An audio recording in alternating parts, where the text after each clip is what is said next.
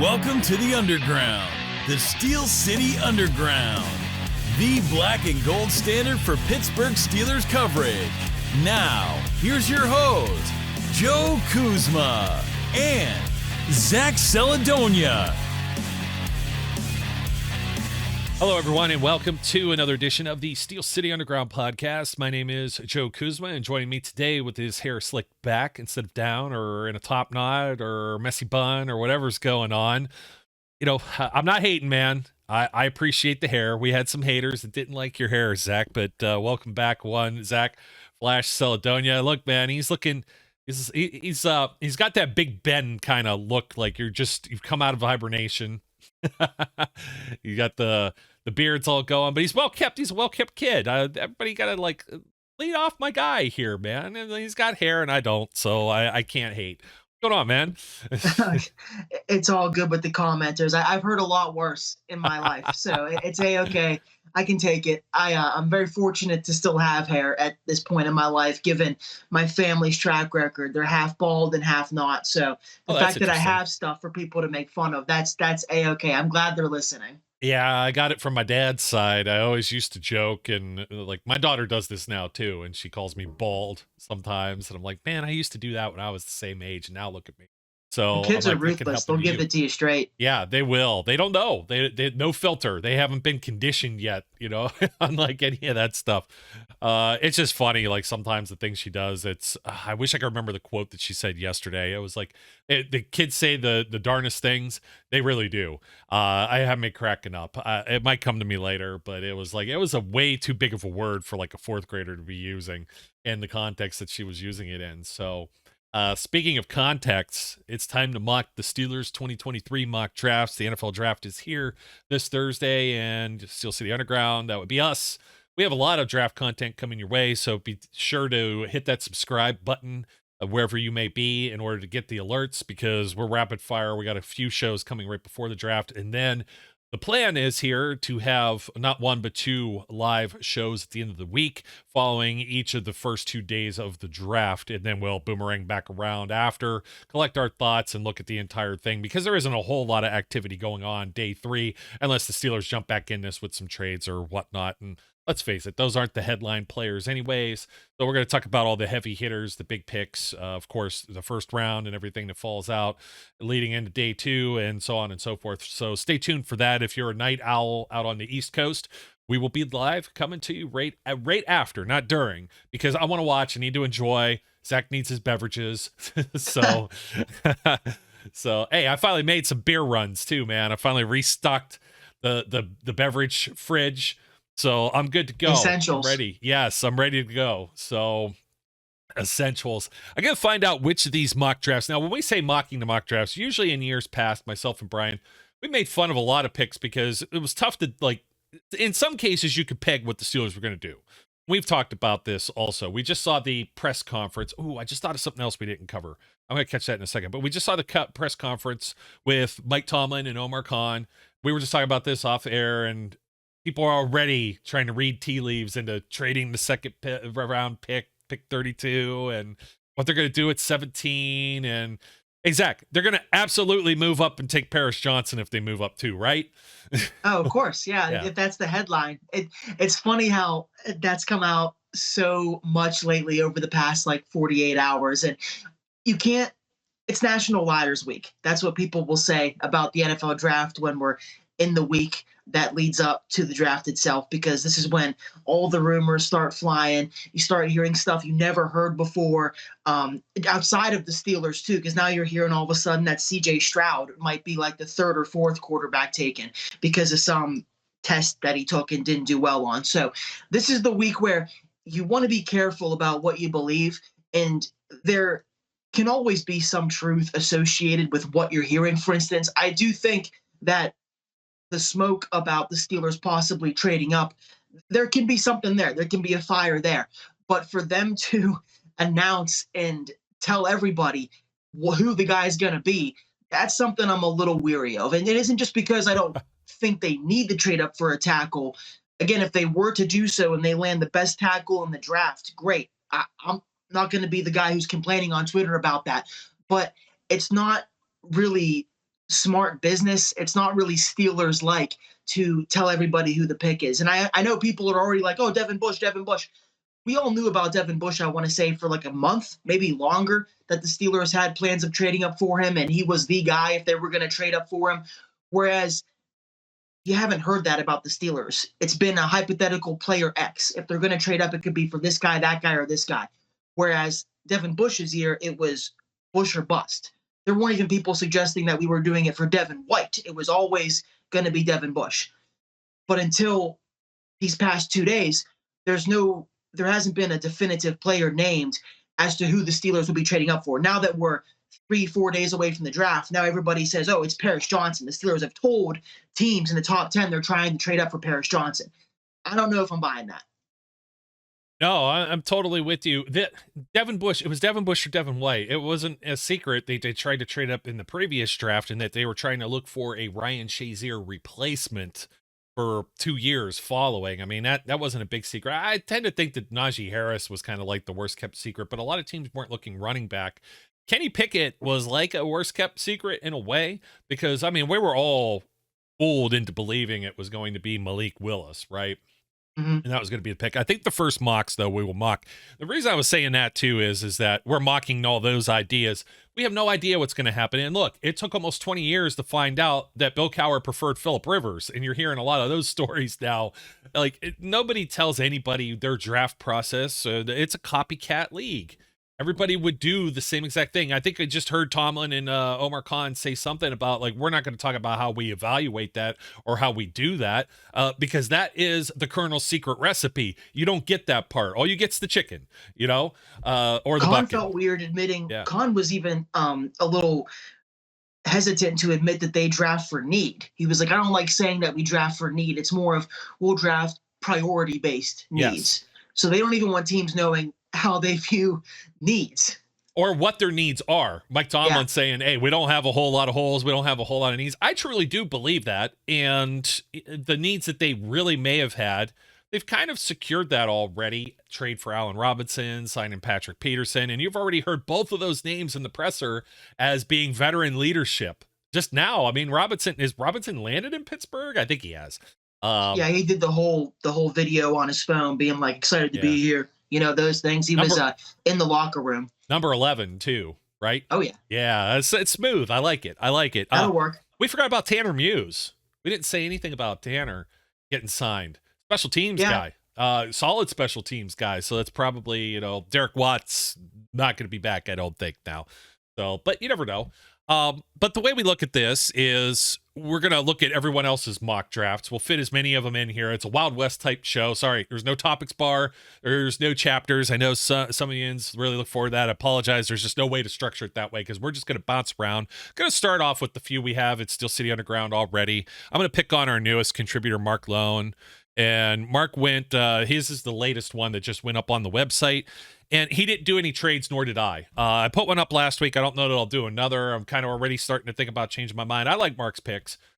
He did 3 rounds. I did 3 rounds. One of our friends and fans of the site, David LaForest, did 7 rounds with a bunch of trades, which would rival Brian's mock draft insanity, which is to be coming. So Deonte Banks, cornerback out of Maryland, first round pick 17.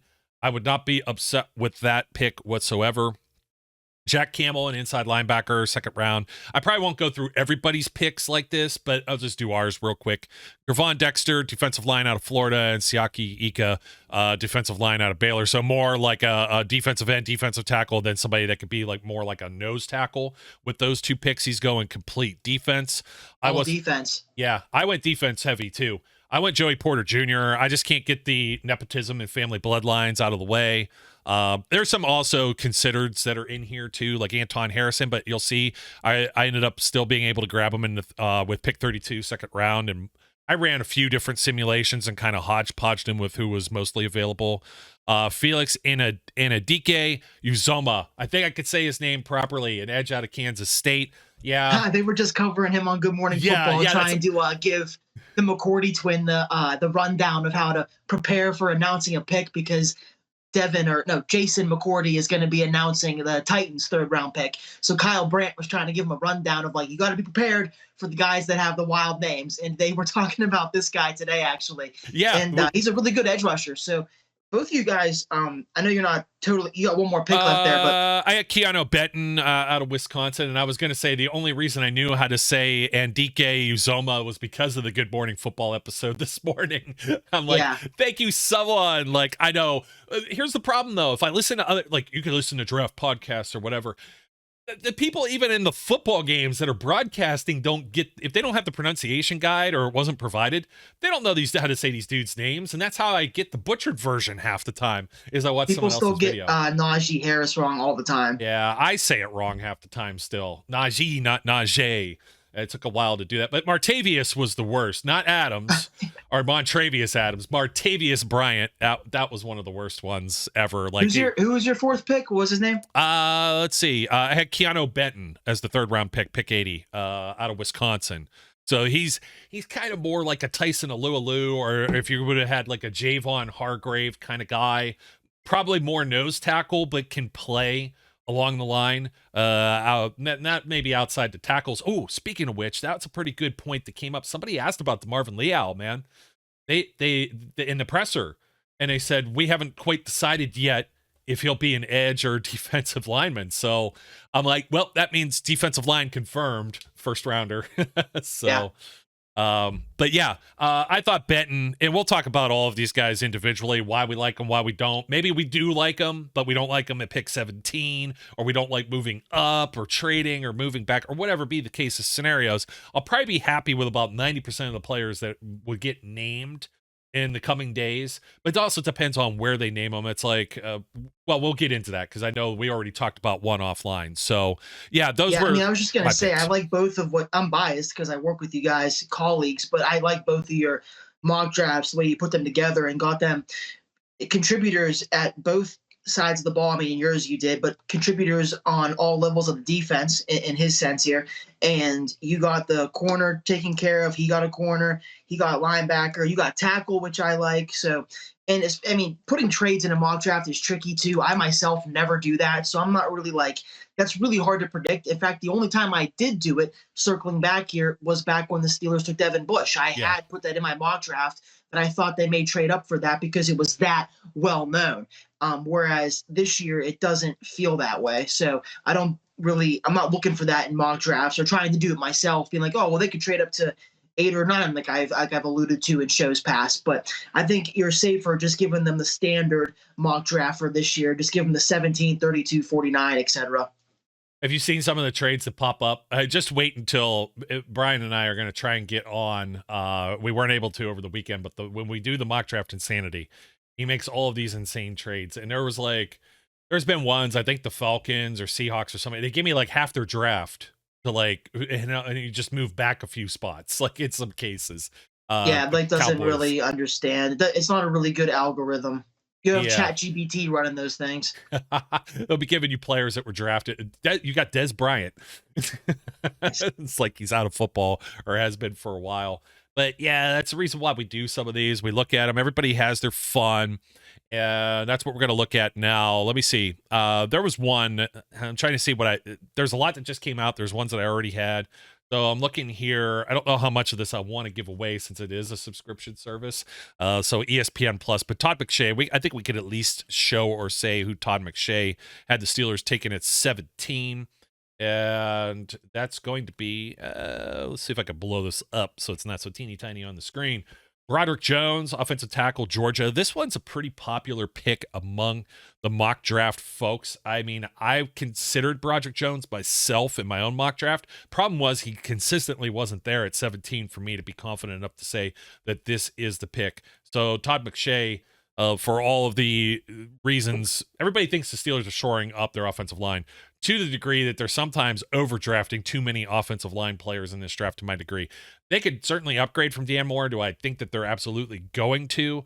If they don't do it right away, they're going to add like a swing tackle. Somebody brought up in the presser about having, backup depth at tackle or maybe another option for Dan Moore. But Dan Moore, unless they draft somebody I think it's 17 or 32 with this tackle position. Broderick Jones, pencil him in as a week 1 starter. He's not being drafted to sit and wait. They take somebody like Bergeron from Syracuse or something like that, and it's like a 3rd or 4th round pick. That guy's your swing tackle. He's your jumbo package. He's Dan Moore's your starter, and they're comfortable with Dan Moore as the starter. So I don't hate on this pick at all. I think this would be a good fit. I'm going to pull up another one from. Well, I want to save some of the fun ones because we know Matt Miller is a fun one that's going to be coming up. Oh, let's see who else we got. Everyone with Broderick Jones, by the way. CBS Sports is in love with Broderick Jones, the Steelers. You got Pete Prisco, Will Brinson, Tom Fernelli, and Jonathan Jones all mocking Broderick Jones to the Steelers. I'm going to have to top 30 visit, yeah. Makes sense. Position of need, priority need. I wouldn't be mad at it at all, to be honest with you. I was just going off on Twitter on a bit of a rant because the draft fatigue's really starting to set in for me. I feel like because I'm more and more irritable every time I go online, and specifically when I'm reading about the Steelers draft. And there's a pretty consensus, a pretty unanimous, you can even say, top 3 tackles of this class, and it's Paris Johnson, Darnell Wright, and Broderick Jones. And I feel like I'd be happy with any of the 3 of those guys, especially if they're able to get them at 17. There are certain things that can cause a bit of hesitancy. Like when you look at Darnell Wright, you mentioned to me that he only has the 1 year of like success, and he also plays right tackle in college, even though he himself has gotten into Twitter arguments with people telling them that he can play left tackle as well. So where he's going to play is yet to be seen. But my point is, I'd be okay with all 3 of these guys. And I feel like if you are not, you're kind of splitting hairs at this point. It's if you're going to pick the 4th best tackle or the 5th best tackle at 17, there's a conversation to be had there about how the Steelers may have reached or not gone the right way there. But if they get one of these 3 names, it's hard to be upset because they're going to be a plug and play starter, whether that's over Dan Moore or Chooks. You made a great point too. We were talking offline, and it was Chooks is the big one here. So you draft somebody like Darnell Wright, who he had a great season last year, right? But on the right side, playing right tackle. So does that mean perhaps they move Chooks Okorafor to the left side? Do we think Chooks is better as a left tackle? That's where the Steelers. I mean, I don't know. I don't know if that's what they would want to do or not. So that and moving stuff around always makes me nervous too. Yeah. Is the thing is like I would be excited in a sense if Wright was a Steeler come Friday morning, but it would be on my mind all the time. Well, where is he going to play? Where are they going to use him? I'm always for the Steelers getting a better player at a position where they need to get better at, but which side is he going to play on? That would cause some questions. Yeah. By the way, not National Liars Week. Gil Brandt, the godfather of the NFL, the Hall of Fame executive from Dallas Cowboys, who's like 90 years old now and still does some radio spots here or there, calls it National Liars Month. So you got to get that fire burning first. The one I'm kind of like ignorant of, I didn't look at a whole lot of the folks on NFL.com. So Eric Edholm, let's pull this one up next. Lucas Van Ness, an edge out of Iowa. So yeah, we're talking about offensive tackles here. And depending on how they view their left-right situation, maybe they take a Darnell Wright. Maybe he doesn't work on the left and move him to the right. I just have nightmares of like Mike Adams from Ohio State, and he was like a higher second-round pick when they were rebuilding the offensive line a decade ago, and that didn't work out. And luckily they got Kelvin Beachum and then eventually Alejandro Villanueva in there. I am not going to bypass like Darnell Wright to add an edge rusher. I don't really care how good you think he is. This is just total disrespect once again for Alex Highsmith. You're still going to get Alex Highsmith for 80% of this season, barring any type of, knock on wood, injuries or anything. It reminds me of like the year before when it was like they signed Melvin Ingram, and it's like, no, they've got Alex Highsmith. Like, and I know it bit them in the ass last year, and we talked about that. Will Leal end up playing on it as an edge for any type of edge depth? Malik Reed really wasn't all that great off a trade. We were both hoping to have Bud Dupree get signed to help shore some of that up. But come on, man. I just, Lucas Van Ness, Like, no, I'm not going edge with pick 17. I think whether you want to say there's actual needs or priority needs and whatever the fancy terminology and the coach speak and GM speak is, what do we think? Offensive tackle. They got to be thinking other teams. What do they think the Steelers need? They might think they might grab an edge, but I highly doubt it. Over like a safety, over offensive tackle, over a corner, like over defensive line. Like it doesn't make sense to me. It doesn't feel like a fit. No, you're good. It's got to be tackle, corner, defensive line in the eyes of other NFL teams and the eyes of most Steeler fans at this point. Those are their top three priority needs. There's that buzzword again. Omar Khan dropped that today in his press conference. Those are the three spots that I'll be shocked if they don't pick one of those three spots with their first pick. And that's the way you upset the fan base. That's the way you do stuff that gets you in the articles with the bad grades. And the Van Ness thing feels like it was strictly a value pick at that point because he's pretty much a top 10, top 11 player in this draft and one of the best edge guys. So if he were to fall that far, I think that mock drafter is just trying to say like they shouldn't pass on him at this point. But I'll argue you should, because how much is that guy going to play and contribute as a rookie? Like, yeah, there might be a long-term play there at the end of the day that'll help you with contract negotiations with Highsmith. But I feel like personally, I would want the first round pick of this year to contribute sooner and in a bigger way sooner while you're trying to, and it always comes back to this guy, as you're trying to maximize Kenny Pickett's rookie contract. Yeah, you're absolutely right. It would feel like a wasted pick. And if they were to bring Highsmith back, especially so, I think if Highsmith doesn't stay, this is something that you address next year, off-season free agency / draft. And you never know. There's a 1-year deal out there for Bud Dupree in Atlanta. Now all of a sudden that spot's free and they already had the talks that they had. And Bud had a healthy year and he was halfway decent. That could be your reunion next year. You know what I mean? And Bud could probably still play into his mid-30s. You know, these are edge rushers. I mean, what's Von Miller at right now? You know, it's a bad comparison because the guy gets paid a boatload of money and seems to get hurt more frequently than not. But Chad Reuter also gave the Steelers here on NFL.com, Lucas Van Ness as well. And you'll see the picks right behind it. Kalijah Cansey, defensive tackle, Pittsburgh. Darnell Wright, who we were talking about, the Tennessee tackle. Jordan Addison. This would seriously piss off some people, but you go ahead. Just what was just done right ahead of the Steelers would have been Joey Porter Jr. and Paris Johnson lands all the way to 15. You got the Patriots taking Broderick Jones 14, another tackle from Georgia. Paris Johnson, who many people may have as their number one Ohio State tackle, to the Green Bay Packers at 15. I don't think Omar Khan and company sit there and let that happen. If tackle is what they want, those three picks right ahead of them, none of those picks end up happening if any of those guys are at the top of their board. I think there's something packaged with it. One of the later round picks or a pick next year, and there's a swap of ones, and they move up 2-3 spots.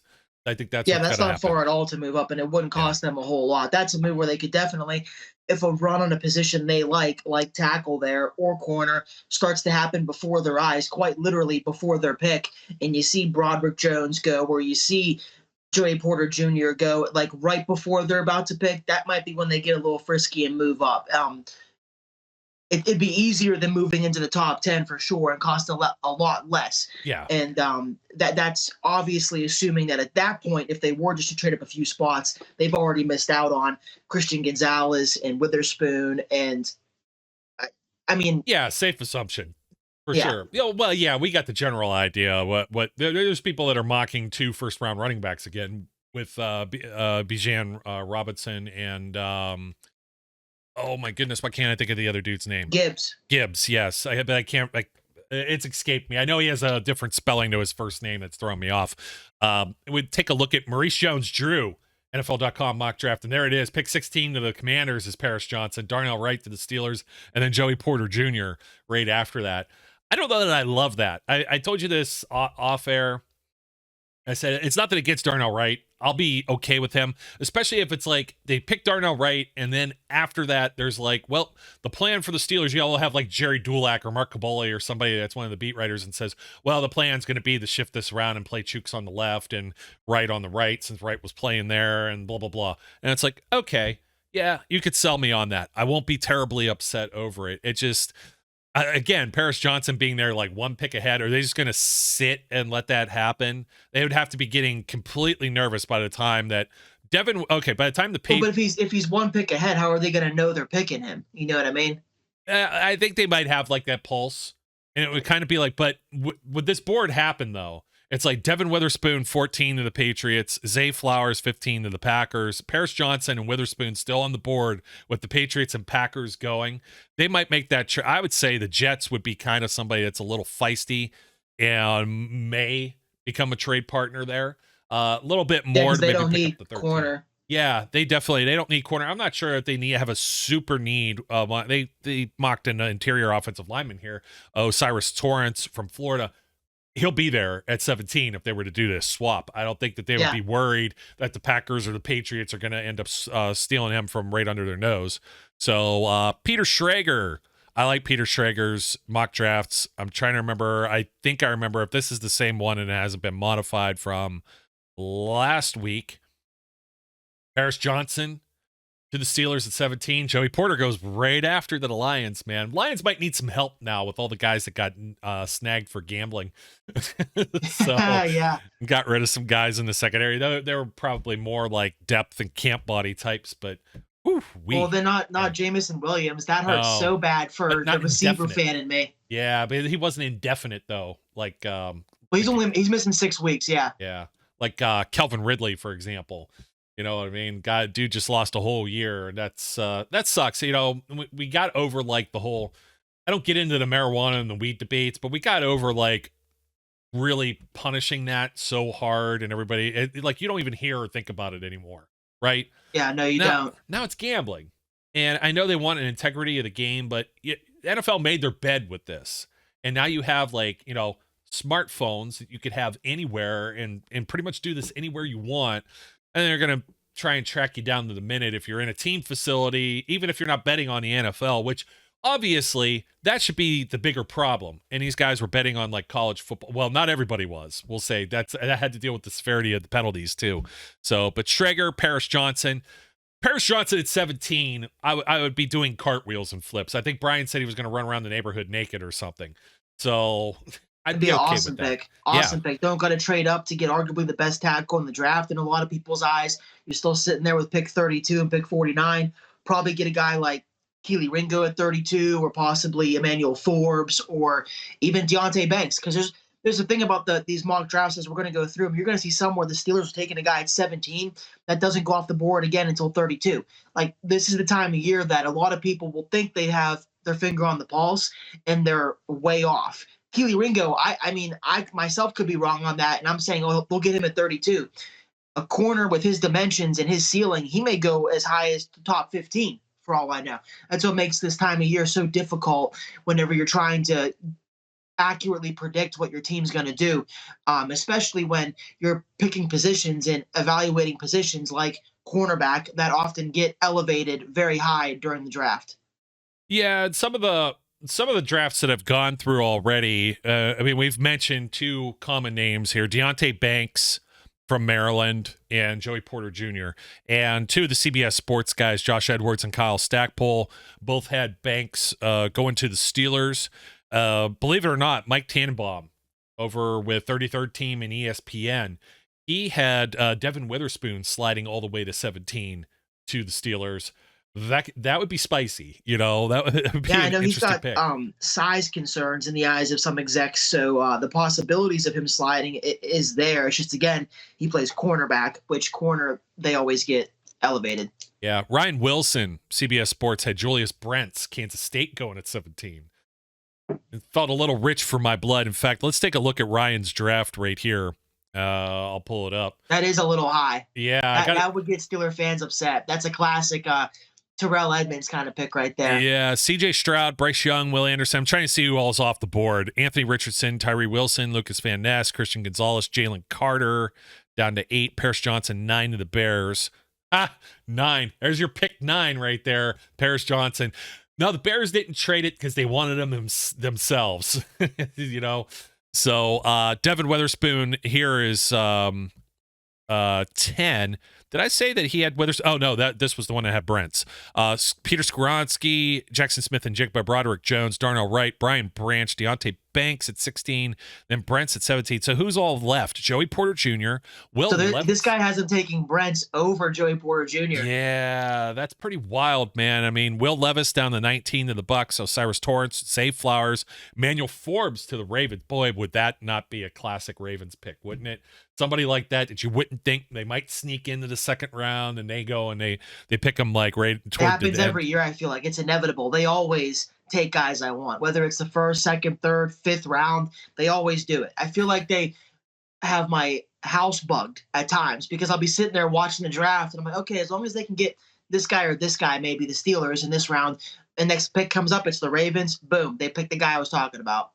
Yeah, some more smoke here too. Jordan Addison, this is kind of a popular one too. Jordan Addison to the Vikings at 23. Miles Murphy, Quentin Johnson, Sam Laporta, tight end, first tight end going. This is to the Cowboys. Some people He's getting a lot of attention lately. That Laporta guy. Mm-hmm. Peter Schrager put one of his like bullet points to his mock draft that he believes pretty firmly now that this guy Laporta is going to go before Darnell Washington. So can the Steelers get a guy like Darnell Washington at 49? Who knows? I don't know. This draft looks like it. Jan Robinson to the Buffalo Bills, pick 27. Come on, video, stop. We always got their videos playing maybe in the background. Michael Mayer, Brian Breesy, and then Nolan Smith and Anton Harrison. Gone just before the Steelers. That would be classic too. It's like, oh, you're looking there, you got the corner, and you're like, okay, which tackles are still there? Anton Harrison's still around. Anton Harrison, and then just the pick before. And let me be clear, I don't think the Steelers jump back into the first round from 32. To me, it sounds like they would more field calls, maybe in the other direction. Again, it's a reading the tea leaves and just kind of thinking of the way they might think. But it was interesting to hear them say they never had in Mike Tomlin's tenure that first pick of any day ever. So to have that time overnight where it's going to simmer and everything's going to sit there and marinate, and then all of the phones are going to start ringing. But they will have talked to all 31 teams. I don't know if I mentioned that's one thing I wanted to mock again. Yes, we said that. And then they said, yeah, like every year. It was kind of like one of those snide things like, we know the stuff that's floating around. You cannot avoid it no matter what. This gets interesting. I've talked about that feeling a couple of times on this show and with my friends. It's a very exciting feeling knowing that all day, day two, leading up until 7:00 p.m., you're going to get to sit there and think about the players the Steelers are going to get to pick because day two can be the most exciting time of draft season. I think real ball heads know day two is the best day. You got your second round and your third round, and you get a lot of quality players in that range. Specifically, the Steelers do a good job of acing those rounds every year. And every year, when you wake up on day two, you're all excited over your first round pick. You're all talking about the possibilities of when this guy's going to play, where he's going to play. And then you start talking about the day two picks. Oh, we still have our second round pick and our third round pick. This is going to be awesome because this player was supposed to go in the first round and he's still available. All these players. Usually there's about a sweet spot of like 6 to 10 players that didn't go in the first round that most people expected to. And you're making your lists on Twitter and in your blogs and talking with your friends like, oh man, they could get any one of these guys who was supposed to go first round. And every year the Steelers, they pick too late in the second round. And all those guys that you're hypothetically talking about with your buddies and on Twitter, they're all gone by the time the Steelers pick. So the fact that we get our pick of those hypothetical players is so fun and so exciting. And I really don't want them to trade back from the 32nd pick for the selfish reasons alone that I'm going to be so excited after thinking about the possibilities all day and the anticipation will be so high. I'll just want them to make that 32nd pick. But I will say if they bump back to like 35, 36, 37 and accumulate another third round pick this year or a fourth this year and maybe a third next year, if they're able to get a quality pick in return by bumping back a couple spots, I'll live with that. Yeah. But right now, I really want them to make that 32nd pick because it's going to be a first round talent. Yeah, I'm totally with you. And there's a lot of first round grades floating around too, right? I'm going to continue on Ryan Wilson's one here just because it's an interesting one to kind of pick at. and he goes into round 2 and gives the Steelers Keon White. So just to recap, this is what, Julius Brents and Keon White. So you got a K-State player and a Georgia Tech player with 17 and 32. Like that, you're gonna have to sell me on that, like Artie Burns, Sean Davis all over again. Like, it's dangerous I'm not to feeling helmet it. scout, like look at the schools, but some teams it's true. The Steelers don't really invest those high picks in non-big schools, and Kansas State and Georgia Tech, respect to them, respect to their student base, but Yeah. you're not an SEC school. Like it's not really in the Steelers' MO to go that direction in the early rounds. No, they're not going to take MAC players in the first round. Like they'll take a MAC player in the third round. And yeah, they love MAC players later. Yeah, for sure. Absolutely. They love, and Kansas State, not Kent State, by the way, because I know I said K and that could come off a little, maybe the wrong way. But let me see. I was still floating around here because this is the heartbreak here, Zach. You go from Keon White, okay, BJ Ojolari, okay, that's fine. DeJuan Jones, Drew Sanders, Cody Mock, Keely Ringo, Matthew Bergeron, Will McDonald, Jameer Gibbs, Jalen Hyatt, Jack Campbell, John Michael Schmitz, and Nick Herbig, Luke Musgrave, Darnell Washington, Joe Tippmann, Dalton Kincaid. Now you're at 49, and all the guys I was in love with just went off the board. Jack Campbell, Drew Sanders, Darnell Washington. Give me those guys. Even like at this point, you didn't take a tackle, so DeJuan Jones, mammoth monster mountain of man, is gone. And I'm looking at this, and I'm like, okay, Kalijah Cansey's there.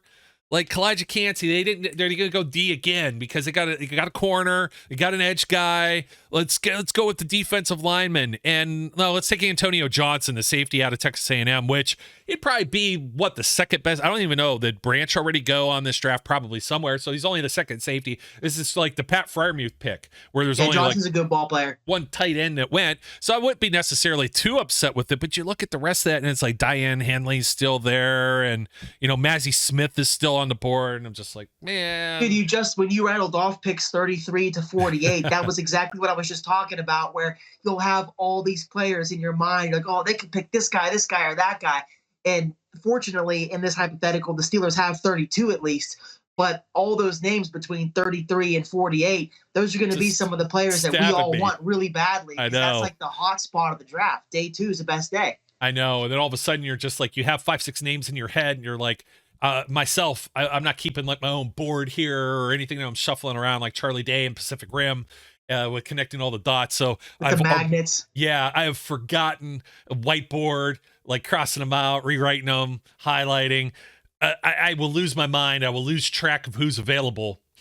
And then all of a sudden they'll make a pick and I'll be like, yeah, that's it. I forgot they were on the board because I had like 6 other dudes in my brain then. That happens to me inevitably, like around round 4 every year, where like even 3, the end of 3 is kind of hard to keep up with too, because usually that's pretty late at night at that point. But once you're into round 4, it's like they're making picks at a rate where the TV isn't even really as caught up as it needs to be. Like we'll be talking about the pick from 3 picks ago, and you'll see on the bottom ticker, it's like they're talking about pick 60 or pick 95 on TV, and the ticker is on pick like 106, and you're like, whoa. The pick is in. It's a pizza commercial. Oh yeah. Domino's or something. I think it was Jason McCourty this morning again on GMFB. He said when he got picked in the 6th or 7th round, there was a commercial on TV. That's freaking hilarious. I can almost remember where I'm at with some of those because I've been to like the draft party. The Steelers, I don't think they're doing a thing in the stadium this year. I didn't see it advertised. In the past, they've done those. Now they have like something on stage AE on Friday night, which could be kind of exciting. I'll be there for that. Yeah, there'll be 2 picks that day, or 3 picks because of the 2 in the second round and then the third rounder. Just jumping back, Joey Porter Jr., Blake Brockermeyer, 24/7 Sports, and also Walter Football, which we could love to hate at times. Both had Joey Porter Jr., and I'm sure maybe somebody else we pull up will have Joey Porter on this again, but I'm still on the NFL.com, guys, and I got to jump to the one. We mentioned this on the last show. Joey Porter goes a pick before to the Commanders, which is popular, and then Nolan Smith, edge rusher from Georgia, and it's the same exact thing we just talked about. Even with Keon White, to be completely honest, you know what I mean? I'm not, or Lucas Van Ness. like I haven't looked at the edge guys because edge is so far off my radar. Again, the disrespect. Now, Charles Davis did say Alex Highsmith had just enjoyed a breakout year for the Steelers with 14.5 sacks, but he's in the final year of his rookie deal. Edge rushers are the motor that drives Pittsburgh's defense. Who's to say they can't get a dude next year? Like, that's just, you don't have to jump the gun this year for next year. In some cases, we are thinking that. Joey Porter Especially Jr. if you're going to pass up on a corner or tackle who can play this year for that. Makes no sense. Right now. Like, okay, Joey Porter Jr., Deontay Banks. I know they got some other corners, but you got to get the guy. Like, I don't know. Corner is like a position like wide receiver. You draft him as a rookie. You're throwing him out there into the fire right away. Quarterback, like offensive, defensive line, maybe some linebacker, even linebackers. Like Mike Tomlin likes to ease some of these guys in, but an edge rusher, I think they would just draft somebody and sign a veteran. Like they don't need to push that button right now. Corner, I think, needs more help in that category. Sorry, Charles Davis, but we just don't like that one. Especially, you want to talk about heartbreak. This is the way it lands too. Pick 19. Broderick Jones is still there, and they go and they take Nolan Smith over Broderick Jones, Deontay Banks. Like, I'm not here for that one. I'm absent. Yeah, that wouldn't make any sense. Yeah. People wouldn't sleep too good after that one. Yeah, and Hendon Hooker to the Ravens at 22. Woo, Spicy. Let's see. I have not looked at this one yet. This is Peter King's mock draft over on NBC Sports on Pro Football Talk. And as soon as I get all the ads out of my face, let's see what Peter King has got. We were just talking about Peter King for some reason. What was he? Oh, he was talking about the Bears pick too. That's what it was. So this one, you want to talk about the spice. This is bringing the, I would not hate this. And you might love this too, but this would be a total swerve from everything we've talked about to this point. Jackson Smith-Njigba, wide receiver, The Ohio State University, probably might be the head of this class. Adding him to this room would be insanity. I know there's some folks that have been, for some reason, they're on the Deontay Johnson train for some reason right now. I know they just went after Allen Robinson. I know they got George Pickens. They still have Calvin Austin. This might be a luxury pick. But if it's staring at you in the face, we're not talking about Jordan Addison. Like, I think Jordan Addison, that's a guy maybe a little later. We had a whole show dedicated to this before they made the Allen Robinson trade. Jackson Smith-Njigba, that would be kind of interesting. And Peter King also mentioned. It wouldn't make a whole lot of sense, but it'd be sick. Yeah, it would be sick. He says, watch for Maryland's Deontay Banks if that's the call, because he said it's another position. He has Banks going with the very next pick to the Detroit Lions here. So that would be very interesting. That would be very, very, very interesting. I don't know. I like hard to sit here and be mad at it after I said, like, I think last show or 2 shows ago that he's the only receiver I'd probably take round 1 comfortably, unless I'm not really counting pick 30 or 31. But yeah, as far as who I think is wide receiver 1 of this class and is going to make the biggest impact as a rookie, of the top end guys, there could be a no-name guy who makes a splash with a good team, but that would be Jackson Smith-Njigba. So if they were to go after him, it'd be shocking, but I'd be psyched because just the possibilities of what the offense can become. And Penny goes from a 3,000-ish yard prediction for the season passing yard guy to 4,000. 5,000. Let's get them all. Yeah, why not? Why stop there? Yeah, 6,000 right on the horizon. They play 17 games now. Why not? Matt Canada gets a contract extension. Like, I view Addison though, like, and maybe some of the other guys more like I would have viewed like Pickens, maybe a slower starter, like, but especially like Sky Moore. Like, it just screams Sky Moore to me. You know what I mean? Smith-Njigba is like a guy that's going to jump in there and probably put up like, well, look at his teammates from last year. You know, Chris Olave, Garrett Wilson. I'm not going to put anybody in Jamar Chase's category just yet, but T. Higgins, for example, and it took T. Higgins a little time to bloom. You talk about robbery. That was a pick 32 when the Bengals had the top pick, and that was with pick 33. There was a legitimate 32 picks in that draft. So, I wouldn't necessarily completely hate it. Bill Barnwell, I'm jumping over to the ESPN writers now. So Bill Barnwell has in his draft, and some of this is paywalled, so I don't want to give away too much and then get us Did Peter King not smacked. give us like a second round pick or a third round pick? You know what? Let me find out if Peter King did. I don't know how far down he went That'll with help this. me like give more substance to my sauce of my answer about Smith and Jigba. Nah, he doesn't. He has some leftover picks and stuff, and Well, if they got a tackle at 32 or a corner at 32, that would help. yeah, he didn't go any further. He just did the first round, which I don't blame them. I mean, this is hard enough to just guess on its own. I go out 3 rounds. I'm doing it because of the second round picks too. But about the top 100, that's about the most. When they name whoever the 4th round pick is, I'd be lucky if I know who they are at some point. Sorry, not sorry. I'll do my homework after I find out who they are and what kind of fit they might be, and et cetera, et cetera. Let's see. I'm trying to find Bill Barnwell. Let's see. Yeah, some of these did go a little further. Oh man, what is this? This is nonsense. Pittsburgh Steelers have traded with the Minnesota Vikings to move back to pick 21. Vikings get 17. The Steelers will get 3rd round pick 87.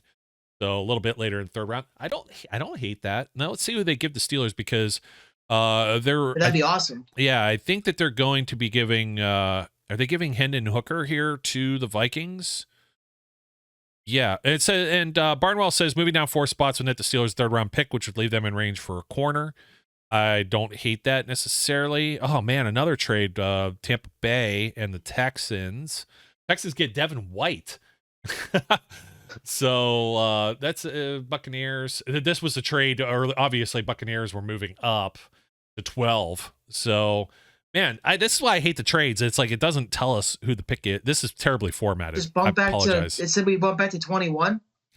Yeah, or the thought 23. I'm still trying to find out where the Steelers are going here with this. Give me a second. This is like the most. This is like you could watch along with me. It's like he's got. I think this is all trades, and this is the reason why. This was an all trades draft, which is just kind of garbage. I don't think he has actual picks listed I was gonna say, with this. I thought we bumped back. Now you're at like 27. I thought we were picking. Yeah, it's goofy. It's goofy. Okay. I'm going to can that. Goodbye.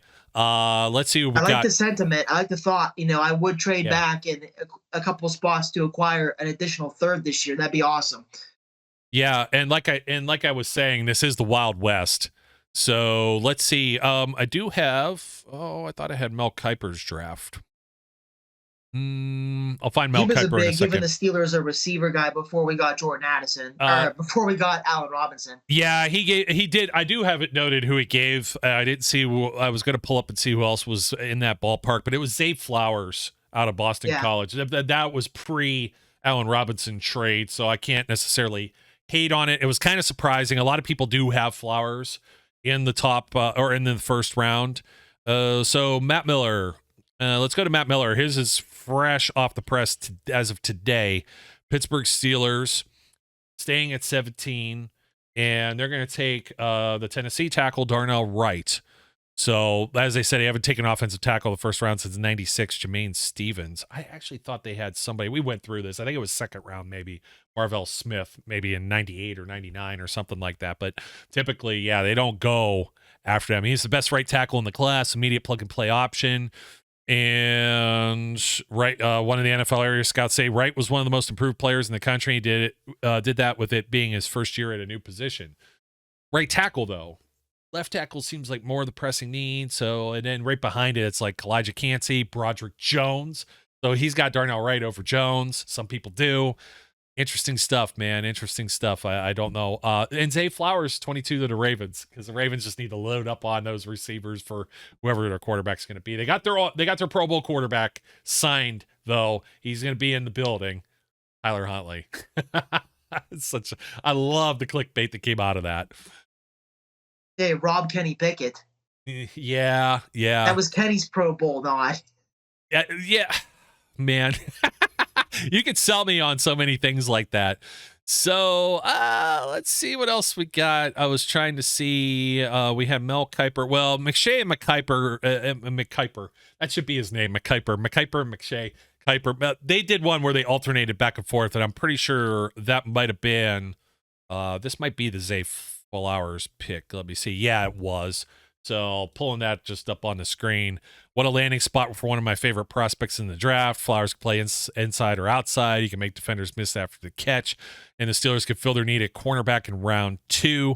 And then he says, update, Steelers are adding Allen Robinson via trade, but he's a much different receiver than Flowers. Deal doesn't change Pittsburgh's need. And I could see it still adding Flowers there. Woo, spicy.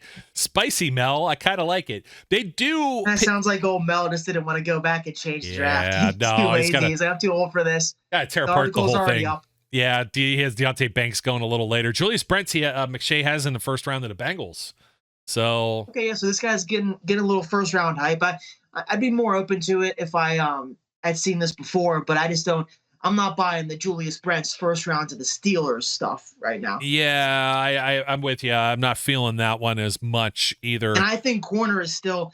I'll say that, but I do think corner is. I still feel the way I felt last week, that the way the first round needs break down for the Steelers, their priority needs is cornerback, then tackle, then D-line. Those are the 3 spots I'm looking for them to address round 1, and the 3 I feel most confident they will in that order specifically, corner, tackle, or D-line. Whether or not they're going to trade up for Christian Gonzalez, which would be awesome, or they're going to stay put at 17 and take a guy like Joey Porter Jr. or Deontay Banks. I feel the most confident in cornerback, and then tackle, assuming they'll stay at 17 and get Darnell Wright, Broderick Jones, or Paris Johnson. May have to trade up for Johnson, but I still am holding my ground where I have been this whole time. The beauty of this business and the beauty of having a platform to talk is sometimes you got to give a take and stick with it and put your neck out there. I do not think it's necessary for the Steelers to move up for a tackle. And I do not believe that they would tell the rest of the NFL that they're trying to trade up for that reason. I do believe they may want to trade up, but to tell everybody who it's for makes no sense to me. Yeah, I absolutely, I'm with you on forcing a tackle. I'm going to continue with Kuiper and McShay here. Pick 32. Brian Branch slides down to 32.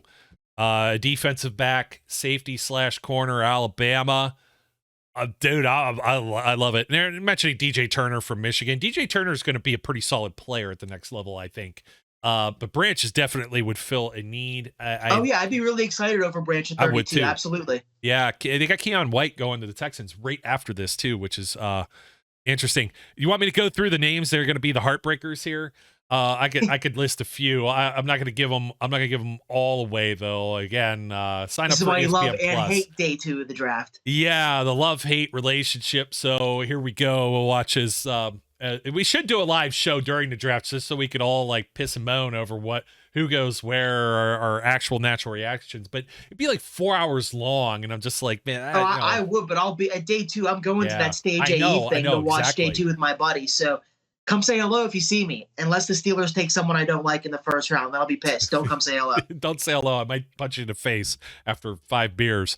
Let's see. DJ Turner, Osiris Torrance, Felix Anadike, Uzoma, Hendon Hooker, Steve Avila, Jalen Hyatt, Luke Musgrave, Darnell Washington. Yeah, I want him to just slide in there. Joe Tippmann, center out of Wisconsin. Going a little higher here. Here's a name I have not had to pronounce, and it is the defensive tackle from Northwestern, Adetomiwa Adeboroye. Something like that. I'm sorry. I totally apologize. I'll call him double Northwestern? Yeah. Yes. I heard this guy's a freak. Yeah. Jonathan Mingo to the Falcons. Wide receiver, Ole Miss. We haven't mentioned his name at all yet on this show. BJ Ojolari. Tyreek Stevenson from the U. Miami, Florida. That's one we haven't mentioned a whole lot of either. Keely Ringo at 47. Jahmyr Gibbs, running back, Alabama, over to the Lions at 48. The Steelers at 49, my friend. We have what? Zay Flowers, Brian Branch, add Anton Harrison, tackle from the Oklahoma Sooners there. That would be the one where you're watching all the names and I just forgot. Now they had their pick. DeJuan Jones goes right after this to the Tampa Bay Buccaneers. That would make my draft. That second round is killer, and Zay Flowers has a chance to be he could be a wide receiver 1 in his own right, adding to that core. You got 3 players that are going to probably play as rookies a heavy amount. That Harrison will win one of the tackle jobs if they're taking him at 49, at least push to start. And the other 2 guaranteed playing time, Zay Flowers, Branch. And I'm sure that'd be beautiful to see people freak out about the Zay Flowers pick and presumably get mad about the Branch pick as well, because they still didn't address tackle. And then at 49, they end up getting a guy who a lot of people believe is probably going to push to start as a rookie in Anton Harrison. Yeah, dude, I'd be all over this. I only see if they went into the 3rd round. I think they may have. Bergeron, the tackle from Syracuse, ends up going pick 60 to the Bengals near the end of this 2nd round. Marvin Mims to the Chiefs, wide receiver, Oklahoma, another name. Cam Smith slides all the way to 64 to the Bears, the South Carolina corner.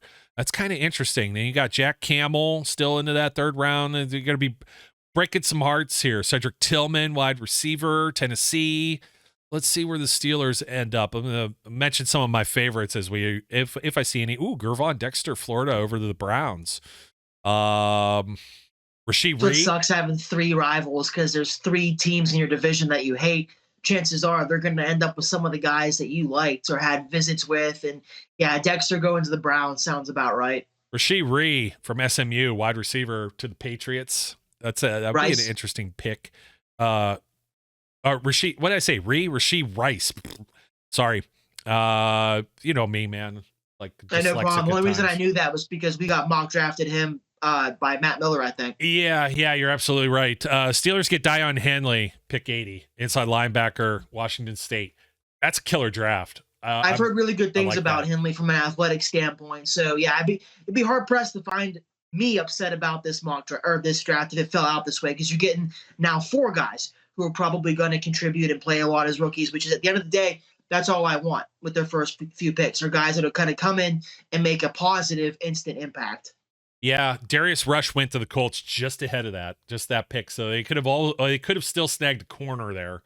But otherwise, other than that, I mean, Branch, they can play Branch in a couple of different places, and especially with DeMonte Casey and Minka Fitzpatrick, like he could definitely see some time and be in some different spots. They could always. And signing Patrick Peterson is the whole reason why not. They don't have to take a corner. If they do, that they can. If they can, they should, and they will. But if they miss out, they have guys to start all year long in Peterson and Wallace. Witherspoon. They still got dudes. You got Arthur Millette in the nickel. Like, this would be completely. I'd be cool with all of this. You got one that's really a luxury pick that could be a home run hit with Zay Flowers. It could really, with him and Robinson both jumping into this, it could be really interesting.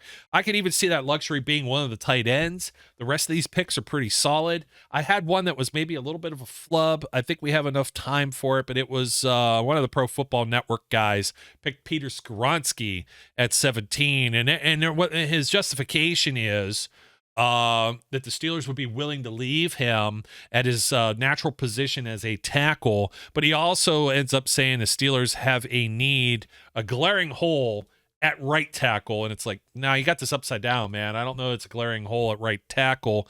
The concern is Skoronski on the left, though. The shorter arms and stuff. Don't forget, man, Kelvin Beachum is still kicking it in the NFL. He was a 7th-round pick that was an undersized guy. So the Steelers, I don't think that they get too in their feels about like some of these things. Skoronski had a hell of a combine. The measurables are off the charts. Isn't Broderick Jones a little tiny too for a tackle? You know what? That's an interesting question. I have him, let's see, not to wand, 6'5", 311. So, and I mean, that's right in the same category as 6'4", 313 for Skoronski. I think it was more, I don't have like his arm measurables and stuff like that. I don't know why I don't know why I thought that. I thought I heard some people were concerned about his size, but that's not, the Steelers wouldn't be though, just adding to your point. Yeah, I don't think they get too caught up in that noise. I think they'll put a bow on this one because we got more coming. Got lots of stuff. So, folks, thanks for tuning in and joining us. Zach, thanks for joining me once again today, man. We're almost here. A couple more sleeps. I can't wait, brother. I'm to that point now where I say this every year. I just can't wait till it's over. I'm excited for it. I love the draft. I know. But it's like, every day I'm arguing the same bullshit with the same people, and I have to be all polite, like, oh, I see your point, but here's what I think. And inevitably, you end up rubbing some people the wrong way. Friendships are made and lost. I'm just ready for the Steelers to make their picks and for us to move on, man. I can't wait until we're here back next week and we have that's crazy to think about, that in a week we'll have all the picks made. I know. We'll know who's going to be playing where for the most part, and we'll have not hypotheticals but real situations to argue about. Yeah, no, it's always great. I only dread it because I know there's long nights and lots of work to put in, and everything is like spur of the moment and the heat of the moment. What if the Steelers make a trade and jump into this? Like those things, it's almost like in the breaking news category. That could give me a little anxiety and not so much sleep. But maybe I'll make Friday a national holiday, at least in my household. Just sleep. It basically is to me in my life, and people know that I'm very hard to reach and very hard to just. My attention is unattainable when the draft is going on. I need to be connected at all times, finger on the pulse, ready for the Steelers to make moves. Yeah, I mean, putting into man hours. So, folks, don't forget to like, comment, subscribe. We got live shows coming. We got other podcasts coming. Draft. It's draft time. It's draft season here at Steel City Underground. My name's Joe Kuzma. His name is Zach Celadonia. He's got it. You know what? I had one of my mugs crack. I'm using it. I'm afraid you don't want to drink on it and split a lip or anything like that, Yeah. but it's now my pen holder. I put all my Steelers pens there. I could throw it like up in the air or something like that. Don't quit your day job, Joe. Oh yeah, I got some tricks, some tips and tricks for the people that want to come in and learn. The puppy sometimes is on the other side laying over here, and it's like, that's what I need to do is put her eye out like Ralphie style with the or get her going, think it's fetch time. Oh, and then she thinks she could chew all of these things, and then that's a problem. Can't create bad habits. Exactly. Well, folks, that'll do it for us. I told you all the things that you need to go out there and do. Subscribe, send it around, share it with your friends. Like, don't dislike. We don't like that. My name's Joe. His name's Zach. Till next time, we encourage everyone out there to be safe, be good, and we'll catch you later. We would like to thank you for listening and remind our listeners to follow us on social media and our website, www.steelcityunderground.com.